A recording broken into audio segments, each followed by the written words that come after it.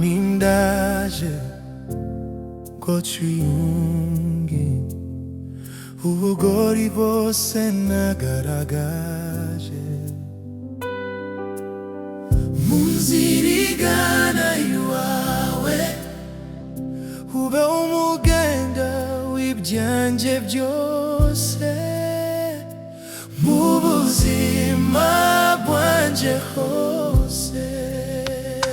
Mfungure umutima wanjye Mwami, usibe ibicumuro ibyaha byanjye, unyobore mu nzira yawe nziza, ube umugenda w'ibyanjye byose, kuba uyo munsi iteka ryose.